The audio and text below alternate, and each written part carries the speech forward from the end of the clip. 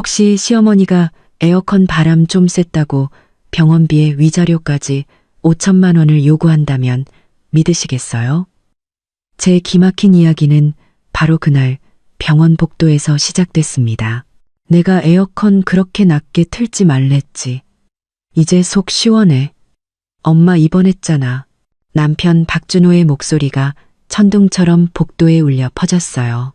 저는 시어머니가 덥다고 직접 온도를 22도까지 내리셨다고 해명하려 했죠.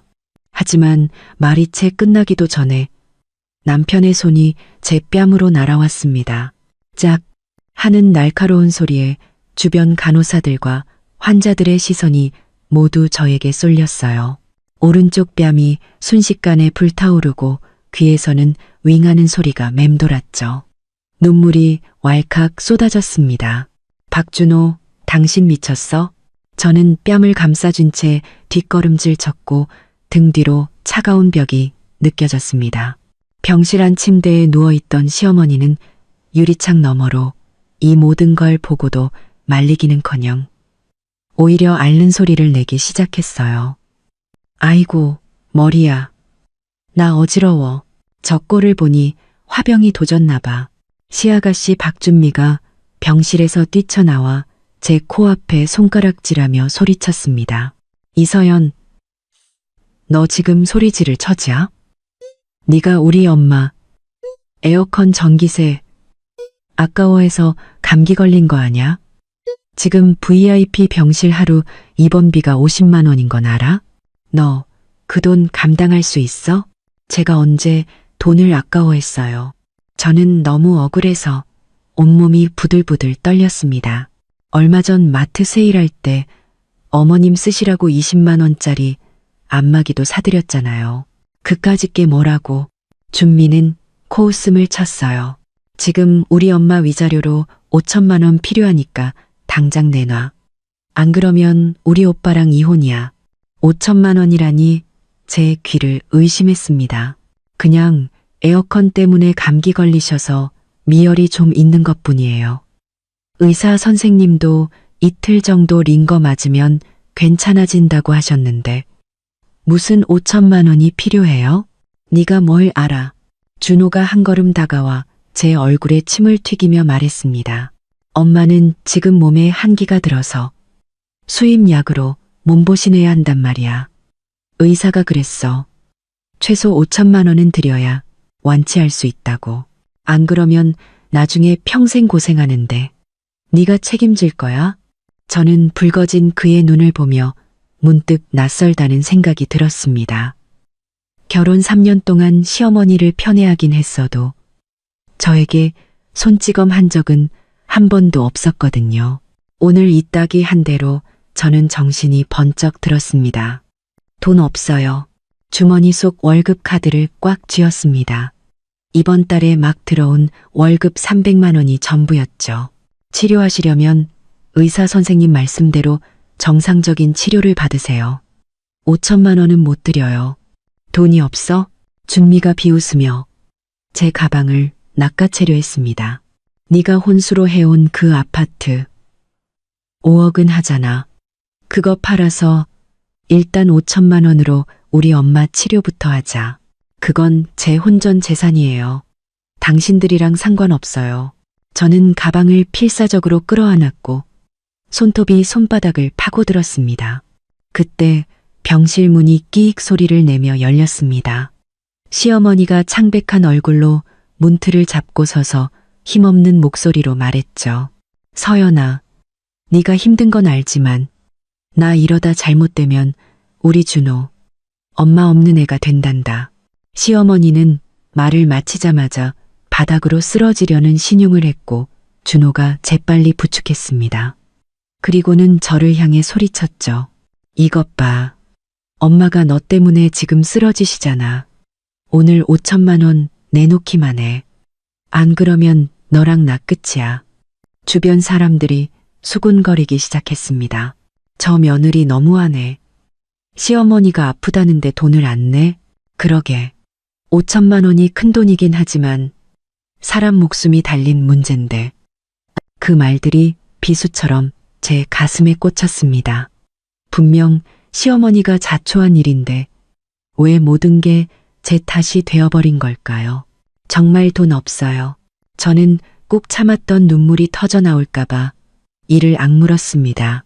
준호는 제가 뜻을 굽히지 않자 화가 치밀었는지 다시 손을 치켜들었습니다. 저는 반사적으로 눈을 질끈 감았죠.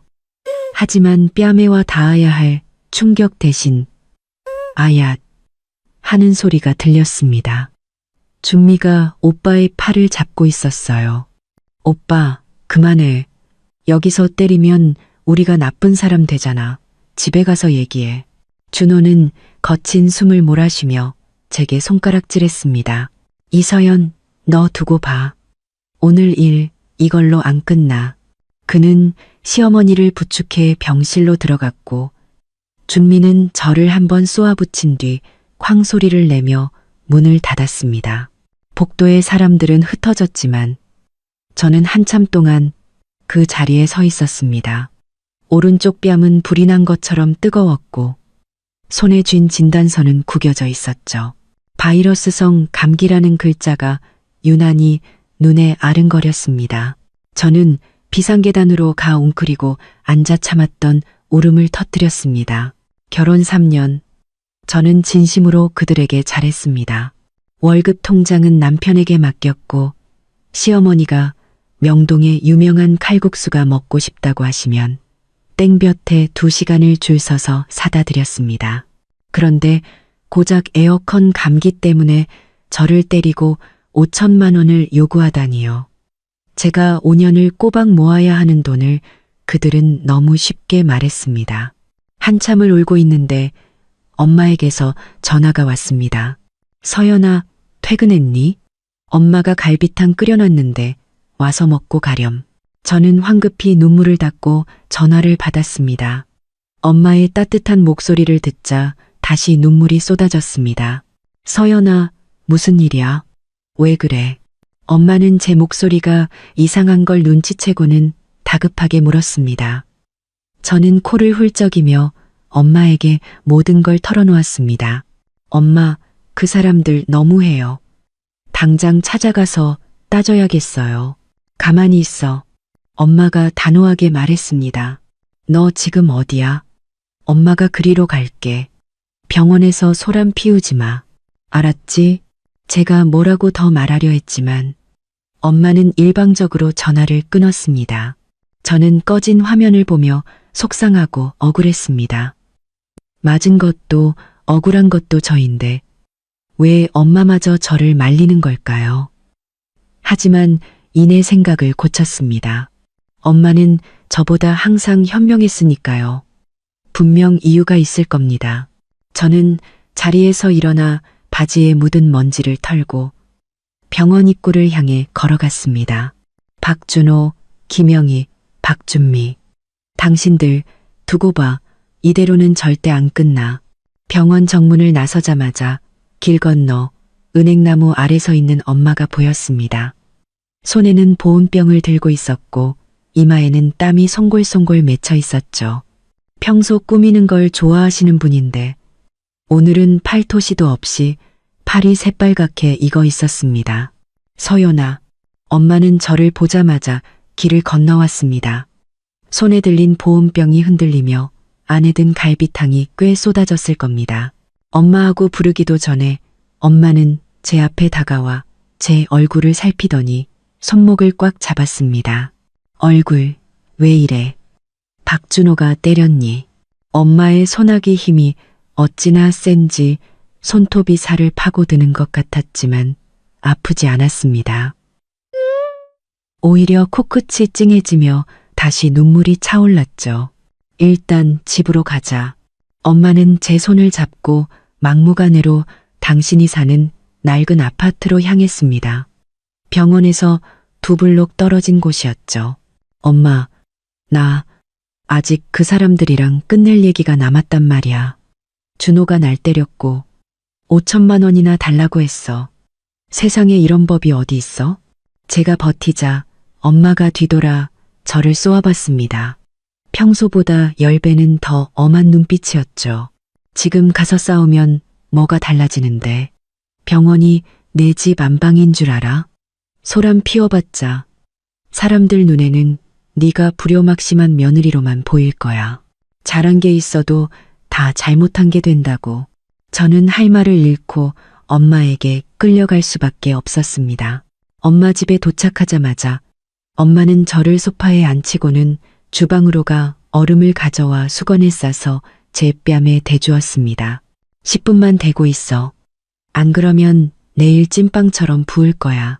차가운 감촉에 뺨의 화끈거림이 조금 가라앉았습니다.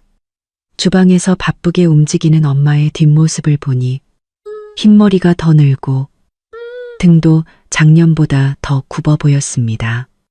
엄마, 왜 싸우지 말라고 했어? 그 사람들이 날 이렇게 무시하는데 그냥 보고만 있으라고? 제가 참지 못하고 묻자 엄마는 갈비탕을 한 그릇 떠서 제 앞에 놓아주었습니다. 뽀얀 국물에 기름이 동동 뜬 제가 어릴 때부터 가장 좋아하던 맛이었죠. 엄마라고 화가 안 나는 줄 아니? 엄마는 제 맞은편에 앉아 부드러운 목소리로 말했습니다. 박준호 그 자식, 처음부터 마음에 안 들었어. 그 엄마의 그 동생까지. 하나같이 은혜도 모르는 것들이야. 그런데 왜 저를 말렸어요? 널 위해서 그런 거야. 엄마는 제 그릇에 갈비 한 대를 더 얹어주며 말을 이었습니다. 지금 네가 가서 싸워봤자 그 사람들은 너랑 한바탕 말다툼하고 미안하다는 말 몇 마디로 널 구슬리려 들겠지. 그리고 돌아서서는 또 돈 내놓으라고 할 거야. 우리는 기회를 봐야 해. 한 방에 그들을 완전히 굴복시킬 기회를. 저는 말없이 갈비를 뜯었습니다. 엄마는 저보다 훨씬 지략이 뛰어난 분이었죠. 아빠가 일찍 돌아가시고 혼자 저를 키우면서 직장에서 억울한 일을 당해도 절대 그 자리에서 화를 내지 않았습니다. 항상 상대방이 벙어리 냉가슴 앓게 만들 방법을 찾아냈죠. 참, 박준호가 말한 5천만 원 절대 주지 마. 엄마가 갑자기 진지한 눈빛으로 말했습니다. 그 사람들은 네가 만만하니까 돈을 뜯어내려는 거야. 네 혼수 아파트는 아빠가 남겨준 유산이야. 절대 손떼게 할 수 없어. 저는 고개를 끄덕였습니다. 엄마가 모든 걸 알고 있다는 생각에 마음이 한결 놓였습니다. 그때 초인종이 울렸습니다. 딩동, 딩동. 조용한 집안의 소리가 날카롭게 울렸죠. 엄마와 저는 서로를 마주 보았고 엄마의 미간이 순간 찌푸려졌습니다. 누구세요? 엄마가 현관문으로 가렌지로 밖을 확인하더니 표정이 순식간에 굳어졌습니다. 장모님, 저 준호입니다. 문 밖에서 아양 떠는 듯한 준호의 목소리가 들렸습니다. 서연이 데리러 왔습니다. 데려가긴 뭘 데려가. 서연이 오늘 우리 집에서 잘 거야.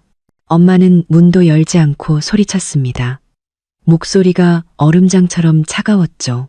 박준호, 똑똑히 들어. 네가 서연이 뺨 때린 거 나 아직 너랑 계산 안 끝났어. 서연이 데려가고 싶으면 일단 꺼져. 문 밖은 잠시 조용해졌다가 이내 준미의 앙칼진 목소리가 들렸습니다. 이서연, 이 은혜도 모르는 것.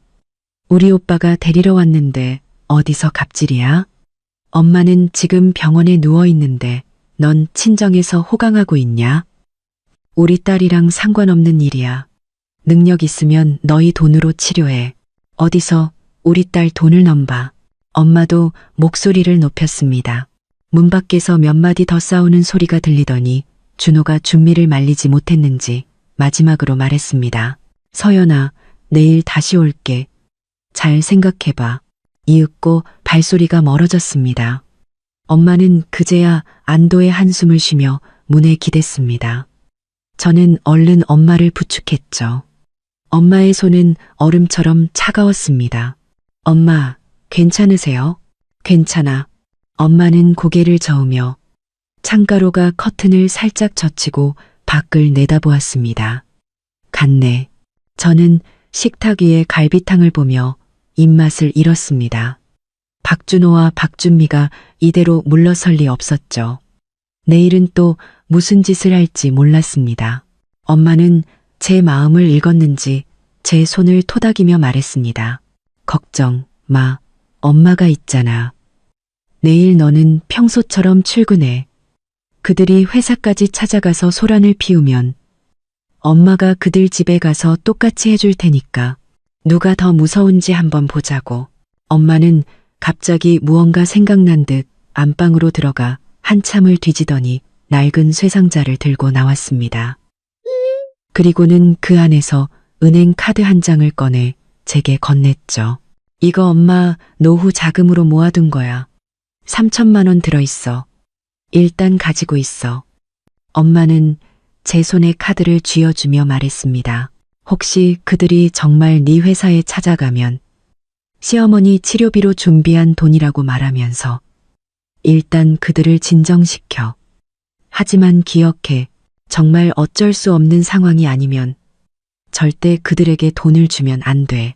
저는 제 월급 카드보다 훨씬 두툼한 그 카드를 꽉 쥐었습니다. 엄마의 체온이 남아있는 듯 따뜻했죠. 코끝이 시큰해지며 눈물이 핑 돌았습니다. 엄마, 이 돈 못 받아요. 받으라면 받아. 엄마는 제게 눈을 흘기며 카드를 제 가방에 억지로 넣었습니다. 내일 출근해서 아무 일 없는 척해. 기죽지 말고 먹을 거 잘 챙겨 먹고 엄마가 그들을 어떻게 다루는지 똑똑히 지켜보기나 해. 엄마의 단호한 눈빛에 저는 마음이 든든해졌습니다. 그래요. 엄마가 있는데 제가 뭘 무서워하겠어요. 그날 밤 저는 어릴 적 자던 침대에 누워 익숙한 비누 냄새를 맡았지만 좀처럼 잠이 오지 않았습니다. 창밖의 달빛이 커튼을 뚫고 들어와 벽에 수묵화 같은 나무 그림자를 드리웠죠. 저는 여전히 인인하게 아픈 뺨을 만졌습니다. 박준호가 날린 따귀는 제 뺨뿐만 아니라 이 결혼에 대한 마지막 환상까지 산산조각 냈습니다. 김영희, 박준미, 박준호, 너희들 기다려. 이 빚 천천히 갚아줄 테니. 깜빡 잠이 들려던 찰나 휴대폰이 짧게 진동했습니다. 박준호가 보낸 문자였죠. 서연아, 미안해. 오늘 내가 잘못했어. 내일 사과하러 갈게. 엄마 일은 우리 다시 얘기해보자. 응? 저는 문자를 보고 냉소하며 휴대폰을 무음으로 바꿨습니다. 다시 얘기하자고? 내일 당신들이 무슨 얘기를 하고 싶은지 어디 한번 들어보자. 다음 날 아침, 저는 맴매 무는 매미 소리에 잠에서 깼습니다. 세수를 마치고 나오니 엄마가 주방에서 외쳤습니다. 서연아, 아침 먹어라. 거실로 나가니 식탁에 된장찌개와 갓 지은 밥, 그리고 제가 좋아하는 계란말이가 차려져 있었습니다. 이거 보온병에 콩나물국 좀 담았어. 회사 가서 마셔. 엄마가 앞치마를 두른 채 말했습니다. 엄마도 드세요. 제가 밥을 한술 뜨자 엄마가 맞은편에 앉으며 조금 무거운 표정으로 말했습니다. 이따가 박준호가 오면 너는 아무 말도 하지 마. 엄마가 상대할 테니. 제가 고개를 끄덕이려던 순간 초인종이 요란하게 울렸습니다. 딩동, 딩동. 엄마는 수저를 내려놓고 심호흡을 한 번 하더니 문을 열었습니다. 역시나 박준호와 박준미였습니다. 준호는 손에 과일 바구니를 들고 가짜 웃음을 짓고 있었고 준미는 잔뜩 불만스러운 얼굴이었죠. 장모님, 서연아, 저희 왔어요. 준호가 과일 바구니를 식탁에 내려놓으며 말했습니다. 할 말 있으면 빨리 해. 서연이 출근해야 하니까. 엄마는 쌀쌀맞게 쏘아붙이고는 다리를 꼰 채 소파에 앉았습니다. 준호는 어색하게 손을 비비며 준미를 끌어다 제 맞은편에 앉혔습니다. 서연아, 어제는 내가 잘못했어. 내가 때리면 안 됐는데 여기 과일 싸왔으니까 화 풀어. 누가 그 과일 반갑대요. 저는 쳐다보지도 않고 계란말이를 집었습니다. 이서연, 너 지금 잘난 척 하는 거야? 준미가 벌떡 일어나 소리쳤습니다. 우리 오빠가 사과까지 했는데 뭘 더 바래. 엄마는 병원에 누워 있는데 넌 여기서 아침밥이 목구멍으로 넘어가? 우리 엄마가 차려준 밥인데 왜 못 먹어요? 오히려 당신들이야말로 아픈 엄마는 내버려 두고 여기까지 왜 온 건데요? 우리가 왜 왔냐고. 준미가 비웃으며 말했습니다. 당연히 돈 받으러 왔지. 5천만 원 오늘 꼭 줘야겠어. 안 그러면 나 엄마 퇴원시켜서 그냥 죽게 내버려 둘 거야. 박준미, 너 지금 무슨 소리 하는 거야? 준호가 준미를 나무라는 척하더니 제게 말했습니다. 서연아, 준미가 너무 급해서 그래. 마음에 담아두지 마. 엄마 병원비가 정말 필요해서. 말했잖아요. 돈 없다고. 치료비가 필요하면 정상적인 절차를 밟으세요. 돈 뜯어낼 생각은 꿈도 꾸지 마시고요. 이서연, 너 진짜 좋게 말할 때 들어. 준미가 펄쩍 뛰며 제게 손가락질했습니다. 오늘 5천만 원 안 주면 우리 이혼이야. 이혼하면 내 그 혼수 아파트도 절반은 우리한테 줘야 하는 거 알지? 이혼? 좋아요. 저도 더는 당신들이랑 못 살겠으니까. 그리고 그 아파트는 제 혼전 재산이라 당신 오빠랑은 한 푼도 상관없어요. 억울하면 고소해보세요. 우리가 못할 것 같아? 준미가 휴대폰을 꺼내 녹음 버튼을 눌렀습니다. 이서연, 똑똑히 들어. 돈 안 주면 나 네 회사 찾아가서 네가 얼마나 불효막심한 며느리인지 동네방네 소문낼 거야. 네가 감히. 엄마가 벌떡 일어나 준미의 코앞에 손가락질했습니다. 네가 우리 서연이 회사에 찾아가면 나도 너희 집 찾아가서 너희가 며느리 돈 뜯어 먹고 사는 파렴치한 집안이라고 소문낼 테다. 어디 누가 더 창피한지 해보자고. 준미는 엄마의 기세에 눌려 한 걸음 물러나 준호의 등 뒤로 숨었습니다. 준호가 미간을 찌푸리며 말했습니다. 장모님, 진정하세요. 저희도 어쩔 수 없어서 그럽니다. 엄마가 병원에 계시니 매일 돈이 들어가서. 돈이 얼마나 드는데? 엄마가 비웃었습니다. 내가 어제 병원 가서 다 알아봤다. 의사가 그냥 감기라고 이틀 링거 맞으면 낫는다고 하더구나. 일반 병실이면 하루에 몇만 원이면 될 것을 너희가 굳이 하루 50만 원짜리 VIP 병실에 쓸데없는 영양제까지 잔뜩 처방받았지? 너희 속셈 내가 모를 줄 알아? 준호와 준미는 엄마가 병원까지 다녀온 줄은 몰랐는지 얼굴이 하얗게 질렸습니다. 저희는 그냥 엄마 편하게 계시라고. 준호가 더듬거리며 변명했습니다. 편하게? 내 눈엔 돈 뽑아 먹으려는 수작으로밖에 안 보이는데? 박준호, 잘 들어. 우리 딸 돈 넘볼 생각일랑 꿈도 꾸지 마. 5천만 원은커녕 1원 한 푼도 못 줘. 좋아요. 아주 잘났어, 정말. 준호가 벌떡 일어나며 새파랗게 질린 얼굴로 말했습니다. 이서연, 너 후회하지 마. 엄마 잘못되면 너랑 나 정말 끝이야. 그는 준미를 끌고 밖으로 나갔습니다. 문이 닫히기 직전 준미가 저를 돌아보며 외쳤습니다. 이서연, 너 두고 봐. 쾅! 문이 세차게 닫히는 소리에 벽에 걸린 액자가 흔들렸습니다. 엄마는 긴 한숨을 내쉬며 소파에 주저앉았습니다. 저는 식탁 위에 놓인 과일 바구니가 눈에 거슬려 그대로 문 밖으로 던져버렸습니다. 엄마, 저 출근할게요. 제가 가방을 챙겨 현관에서 신발을 신을 때 준미가 회사로 찾아오겠다는 말이 떠올라 가슴이 철렁했습니다. 엄마는 제 걱정을 눈치챘는지 말했습니다. 걱정 마. 나 오늘 광장 댄스 안 가고 집에 있을 거야. 그들이 네 회사로 가면 난 바로 그들 집으로 쳐들어갈 테니. 엄마의 단호한 눈빛에 마음이 놓였습니다. 네, 그럼 다녀오겠습니다. 저는 문을 닫고 계단을 내려오며 생각했습니다. 박준미 같은 사람은 뱉은 말은 꼭 지킬 것이다. 미리 부장님께 말씀드려야겠다. 아파트 단지를 막 벗어나려는데 모르는 번호로 전화가 걸려왔습니다. 받아보니 위협적인 톤의 준호 목소리였습니다. 이서연, 마지막 기회야. 5천만 원 내놔. 안 그러면 나도 가만 안 있어. 저는 그대로 전화를 끊고 그 번호를 차단했습니다. 회사에 도착해 자리에 앉은 지 10분도 안 돼서 안내 데스크 직원이 달려와 말했습니다. 서연 씨, 아래층에 어떤 여자가 찾아왔는데 서연 씨, 신우이라고 엄청 험악하게 굴어요. 가슴이 철렁했습니다. 박준미가 정말로 왔구나. 알았어요. 내려가 볼게요. 올 것이 왔구나. 피할 수는 없겠지.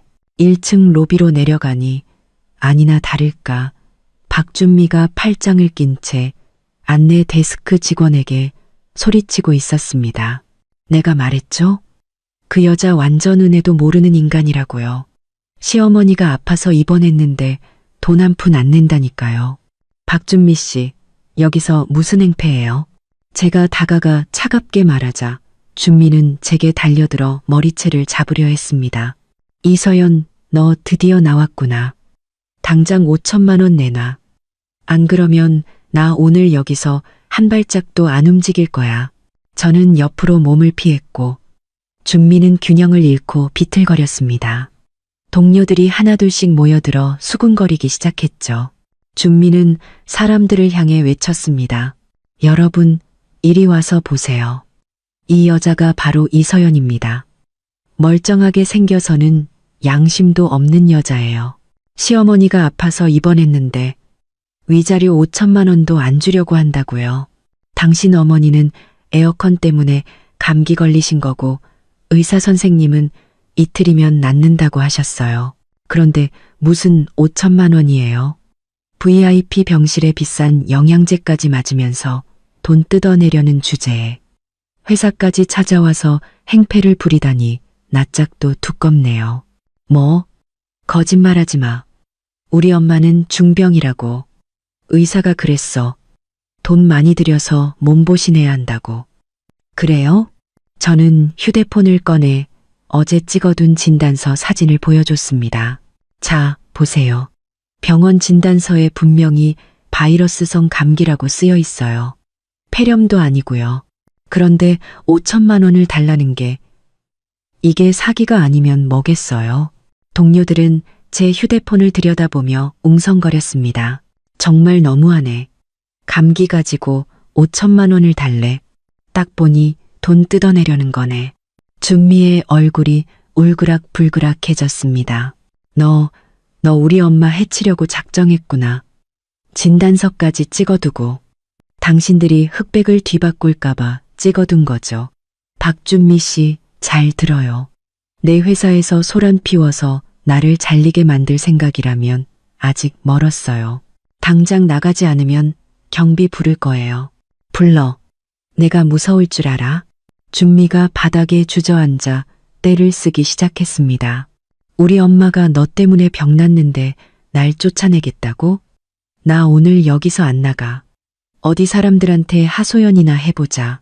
사람들이 점점 더 모여들고 누군가는 휴대폰으로 사진을 찍기 시작했습니다.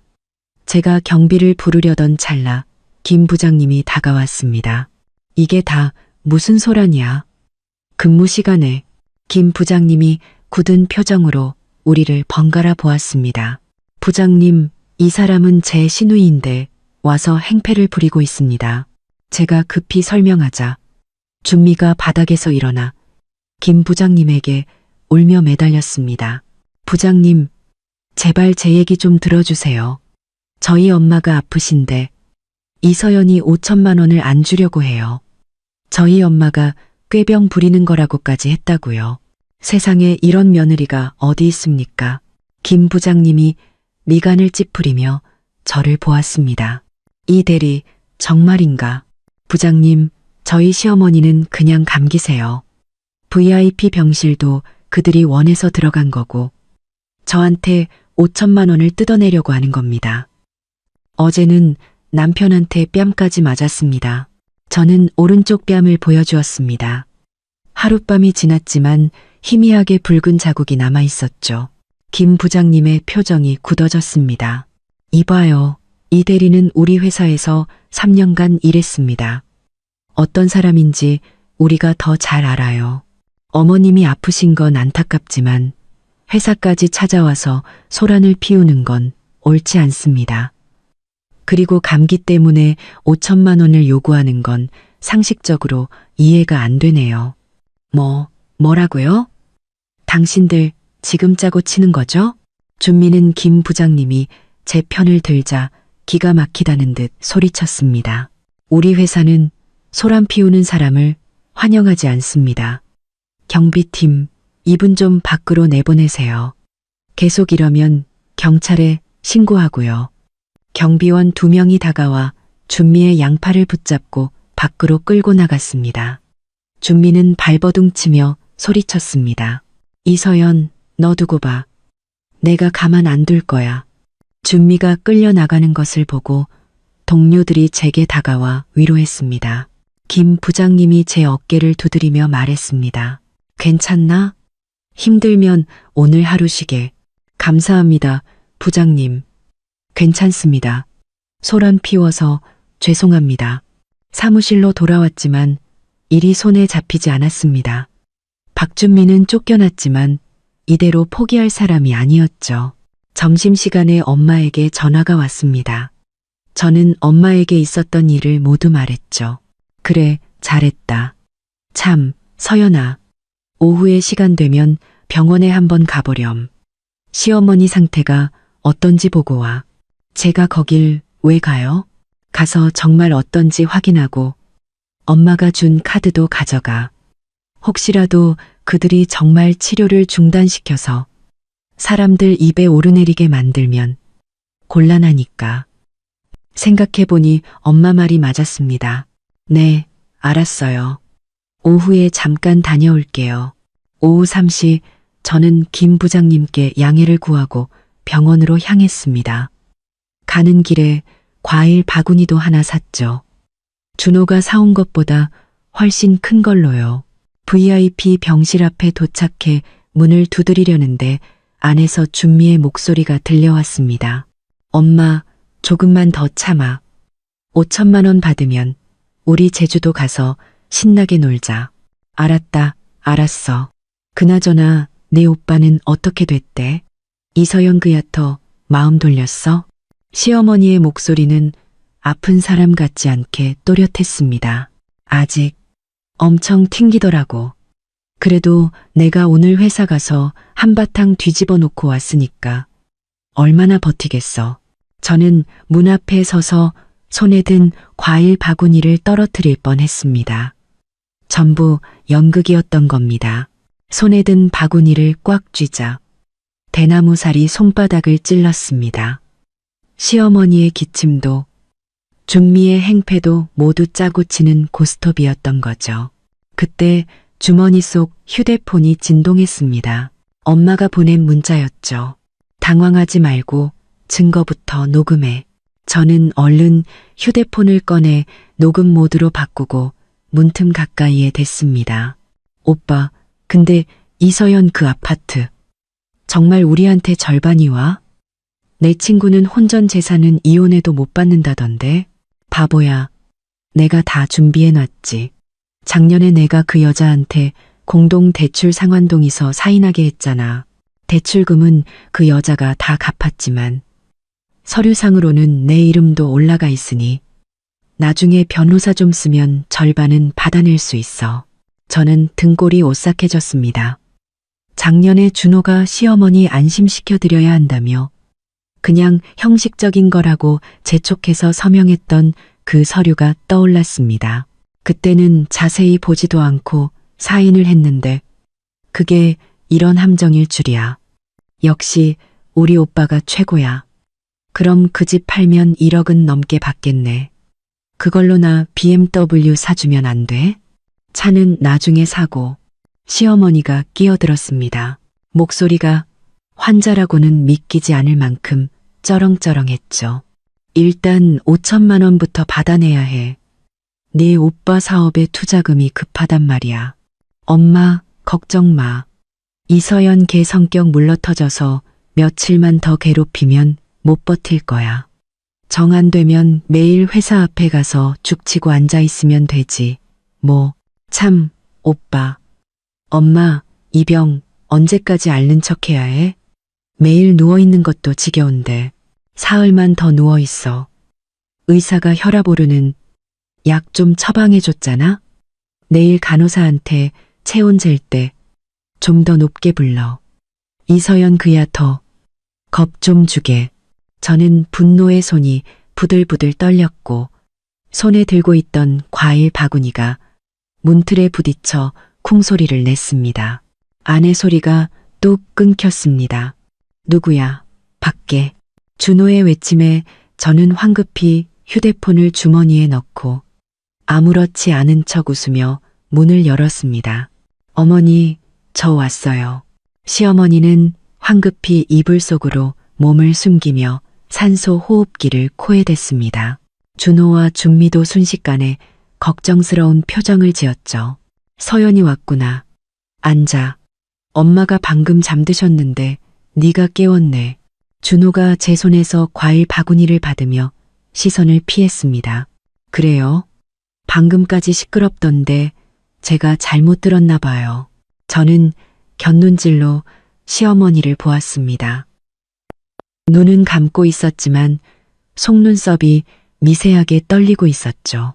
잘못 들었겠지. 엄마는 계속 의식이 오락가락하셔서 오빠랑 나만 있었는데. 준미가 말을 가로챘습니다. 저는 병상 옆 체온계를 집어들었습니다. 36.5도. 지극히 정상이었죠.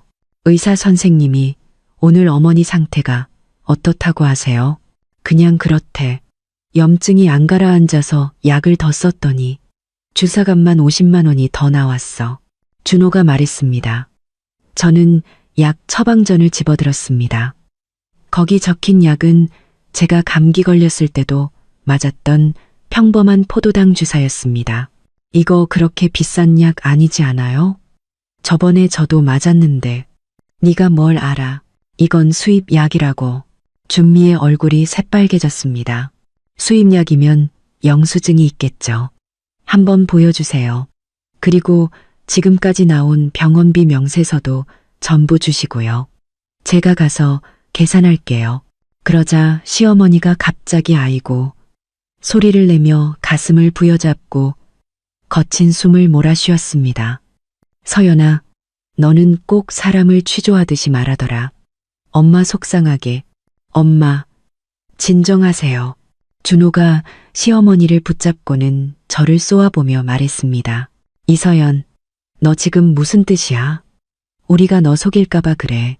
명세서를 봐야 저도 마음이 편하죠. 저는 엄마가 준 카드를 꺼내 보였습니다. 여기 3천만 원 있어요. 우선 이걸로 계산하고 모자라면 더 드릴게요. 준호의 눈이 번쩍 빛나며 카드를 받으려 했습니다. 하지만 저는 손을 뒤로 뺐습니다. 대신 조건이 있어요. 앞으로 모든 병원비는 제 손을 거쳐야 해요. 약을 사든 수납을 하든 제가 직접 따라가서 확인할 겁니다. 너 지금 우리 못 믿겠다는 거야? 준미가 소리쳤습니다.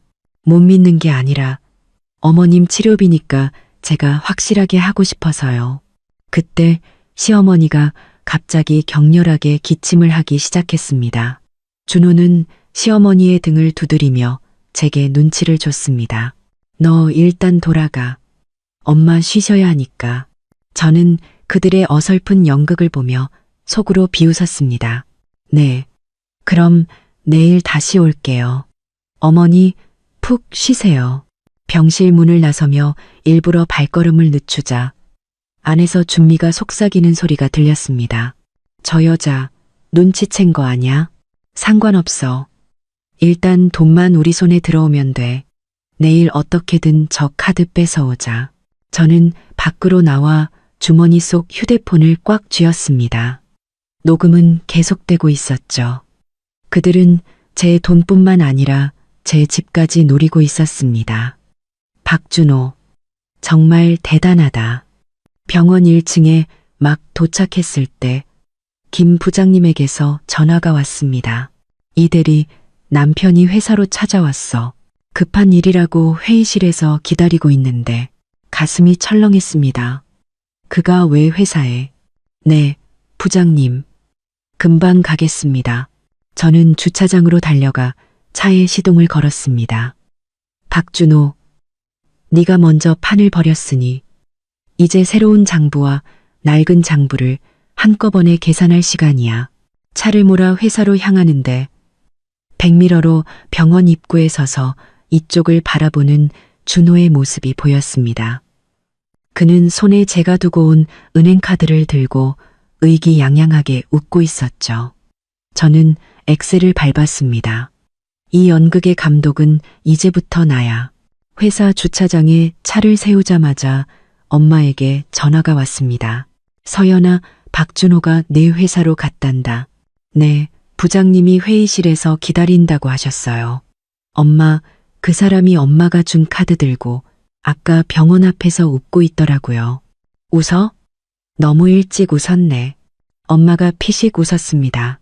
그 카드 비밀번호 설정 안 했지? 네? 네. 엄마, 설마 그 카드는 진짜고 돈도 진짜였지. 하지만 내가 어제 오후에 돈은 전부 다른 계좌로 옮겼어. 지금 그 카드엔 10,000원밖에 안 들어있을걸.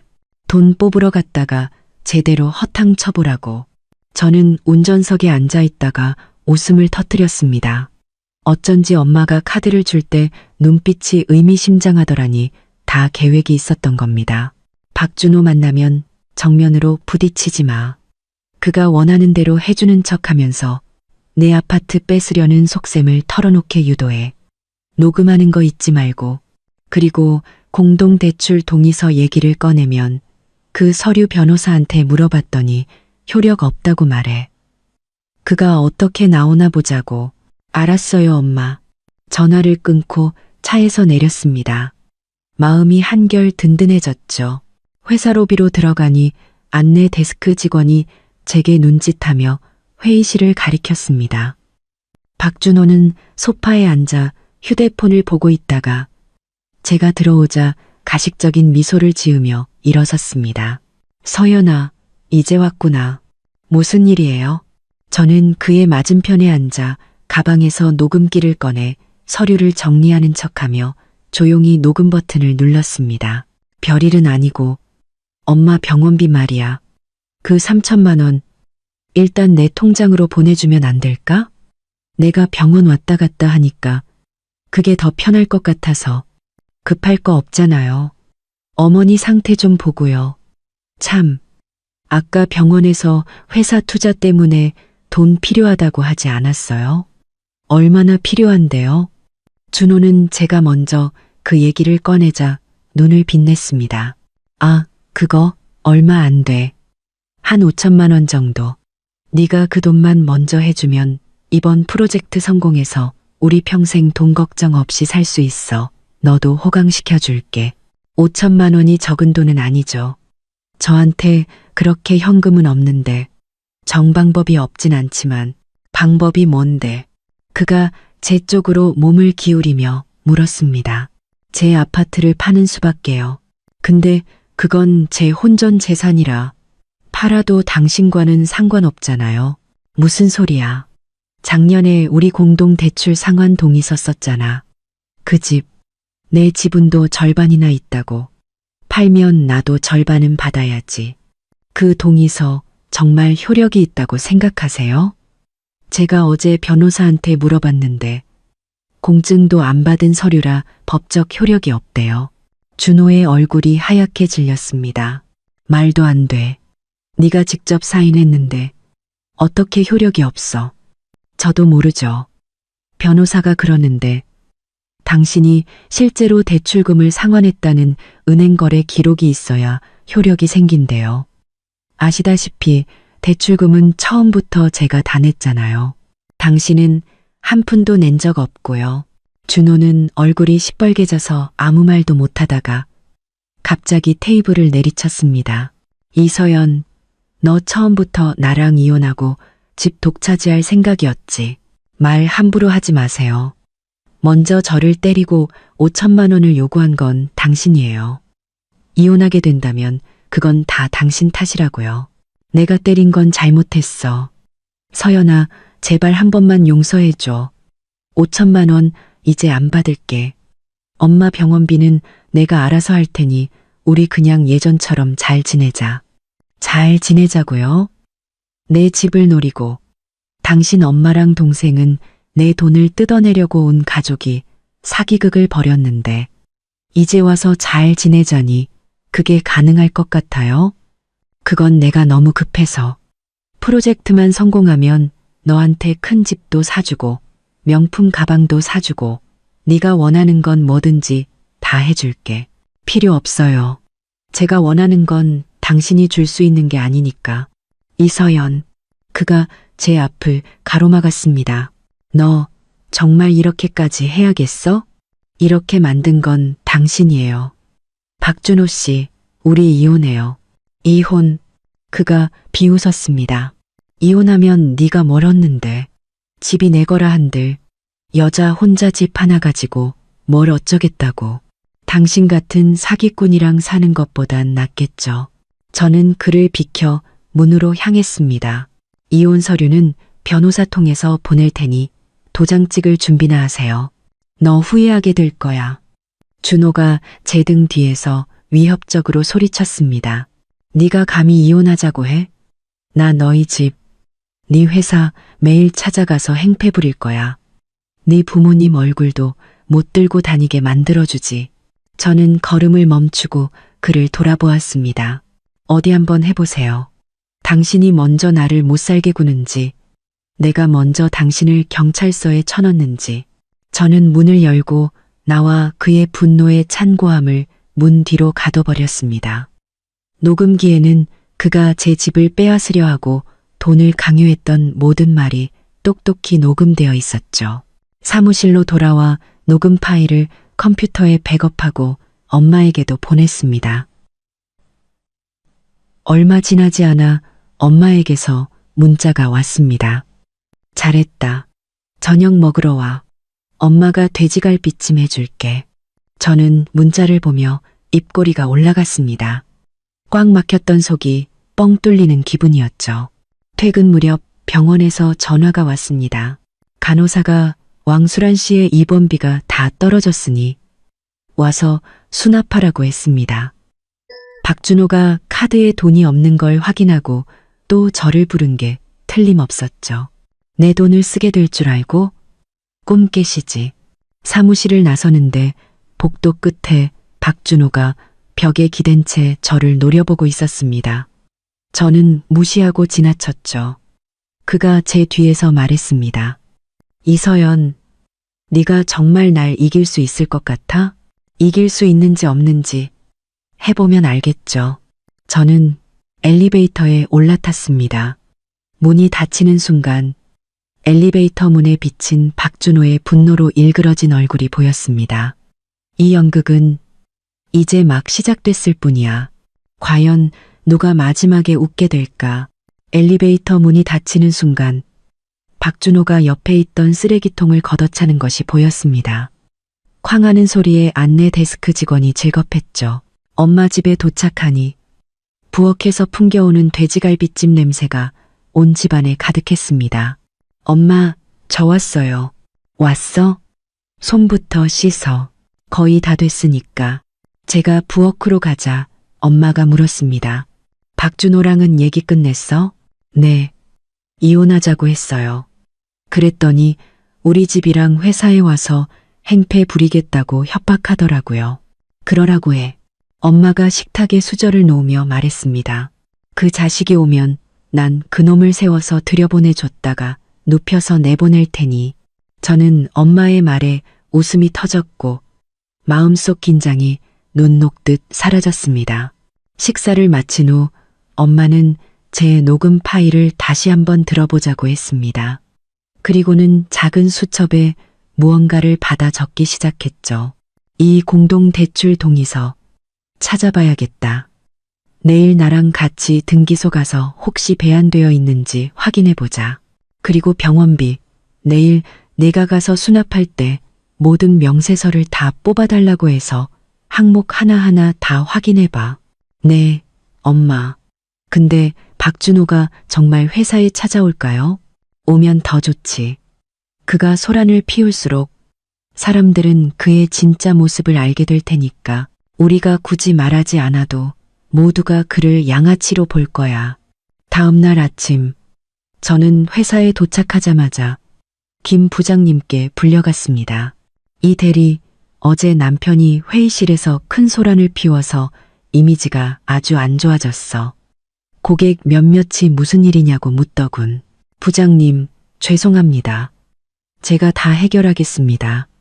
저 그 사람이랑 이혼하기로 했습니다. 다시는 이런 일 없을 겁니다. 이혼? 부장님이 잠시 놀라더니 이내 한숨을 쉬었습니다. 사실 진작부터 그 사람이 이 대리한테 함부로 대하는 거 알고 있었어. 지난번 회식 때 데리러 와서는 꼭 하인 부리듯 말하더군. 저는 부장님이 그렇게 세심하게 보고 계셨을 줄은 몰라 마음이 따뜻해졌습니다. 이해해 주셔서 감사합니다. 부장님, 힘내. 다시 와서 행패 부리면 망설이지 말고 바로 경비 불러. 부장님 사무실에서 나와 자리에 앉자마자 또 병원에서 전화가 왔습니다. 입원비가 전부 소진되어 오늘 안에 수납하지 않으면 약을 끊겠다는 것이었죠. 저는 가방을 챙겨 병원으로 향했습니다. 그런데 수납 창구에서 확인하니 입원비가 이미 완납 처리되어 있었습니다. 네. 어제는 돈이 모자란다고 하셨는데요. 네, 맞아요. 그런데 오늘 아침에 어떤 분이 익명으로 현금 500만 원을 내고 가셨어요. 500만 원이라니. 박준호 카드에는 10,000원밖에 없었는데 어디서 돈이 난 걸까요? 저는 일단 병원비 명세서를 전부 출력해달라고 했습니다. 명세서를 보니 가관이었습니다. VIP 병실 오일 입원비 250만 원, 한 병에 38만 원짜리 수입 영양제 5병, 한 대에 60만 원짜리 면역 강화 주사 2대, 총 500만 원이 정확하게 찍혀 있었습니다. 하지만 제가 어제 병실에 갔을 때 시어머니는 준미가 사온 치킨을 뜯고 있었죠. 면역 강화 주사를 맞은 사람의 기력이라고는 믿기지 않을 만큼 쌩쌩했습니다. 뭔가 이상하다는 생각에 병실로 향하는데 안에서 또 준미의 목소리가 들렸습니다. 엄마, 역시 대단해. 한 번에 500만 원을 구해오다니. 그럼 네 유이모가 괜히 있는 줄 알아? 그 남편이 사업하는데 500만 원 정도는 껌값이지. 나중에 밥 한 번 사주면 돼. 근데 이서연이 물어보면 어떡해? 모른다고 하면 되지. 어떤 친척이 보다 못해 몰래 내주고 갔나 보다고 둘러대. 그 야터가 더 캐물으면 자기는 내 건강이 걱정도 안 되냐고. 역으로 화내면 그만이야. 저는 손에 든 명세서를 구겨버릴 뻔했습니다. 그 돈이 그렇게 나온 거였군요. 참, 오빠, 이모, 남편이 오빠 사업도 도와준대? 응. 내가 그 아파트만 담보로 잡아서 1억만 구해오면 자기도 투자해주겠다고 했어. 그럼 우리 이제 대박 나는 거야. 아파트 담보라니, 제 집을?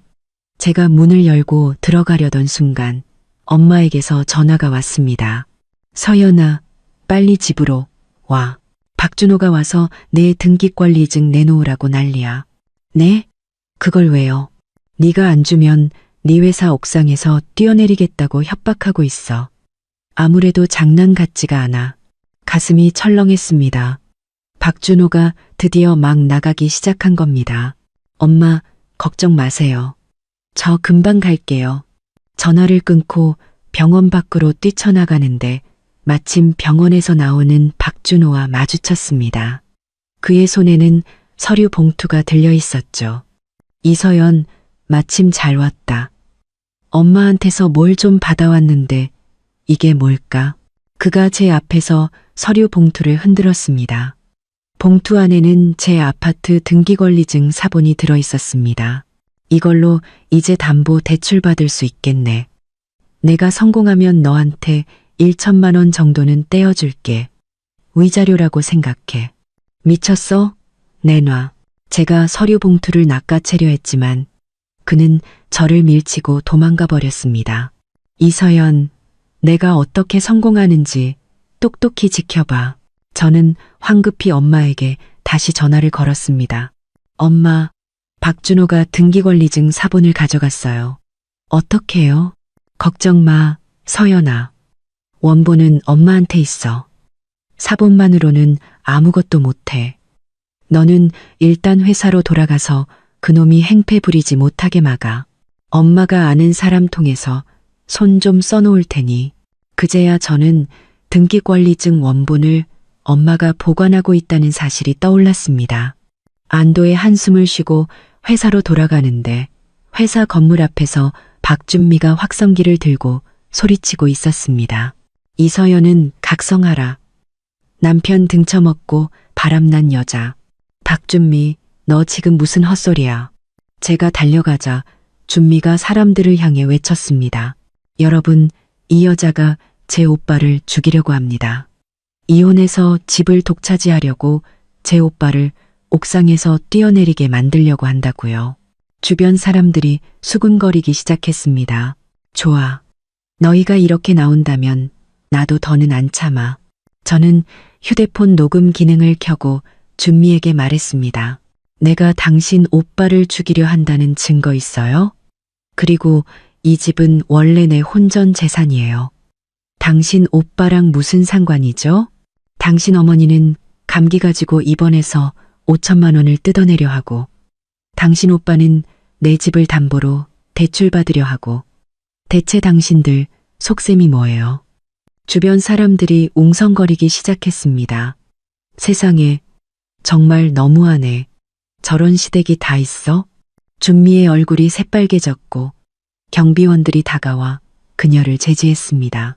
여기서 이러시면 안 됩니다. 어서 나가주세요. 경비원들에게 끌려나가면서도 준미는 악을 썼습니다.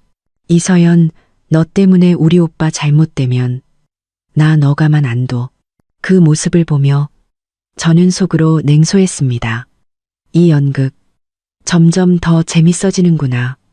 어디까지 가나 한번 보자. 준미가 끌려나간 뒤 김 부장님이 따뜻한 물 한 잔을 건네주며 저를 위로해 주었습니다. 그날 오후 병원 주치의였던 이 선생에게서 전화가 왔습니다.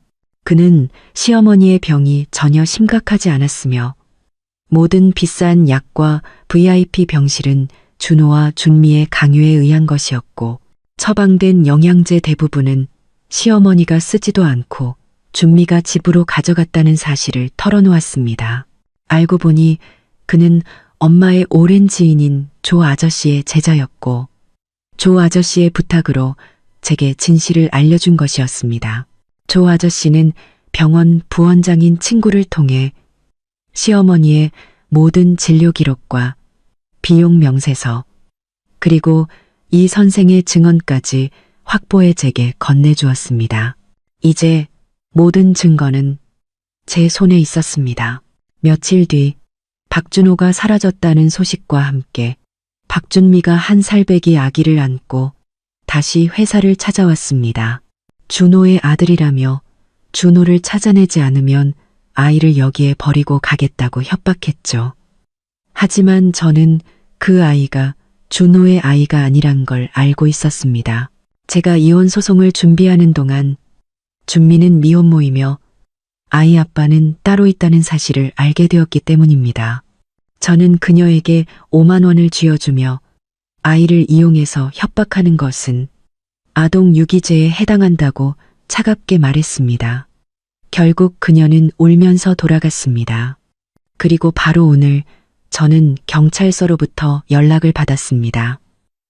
박준호가 제 등기권리증 사본으로 제 사인을 위조해 사문서 위조 혐의로 체포되었다는 소식이었습니다. 그는 대출 회사에 사기를 치려다 덜미를 잡힌 것이었죠. 준미는 제게 전화해 울며 불며 오빠를 구해달라고 빚진 돈 530만 원을 지금 당장 갚겠다고 애원했지만 저는 말없이 전화를 끊고 그녀의 번호를 차단했습니다. 어떤 잘못은 미안하다는 말 한마디로 용서될 수 없는 법이니까요. 결국 준미는 시어머니의 금팔찌와 준호의 시계를 팔아 돈을 마련해 제게 보냈습니다. 이제 우리 집은 끝났어. 속 시원해. 저는 답장하지 않았습니다. 새로운 출발을 위해 부산지사로 발령받아 이사하던 날, 저는 창밖으로 쓰레기통을 뒤지는 준미와 휠체어에 앉아있는 백발의 시어머니를 보았습니다.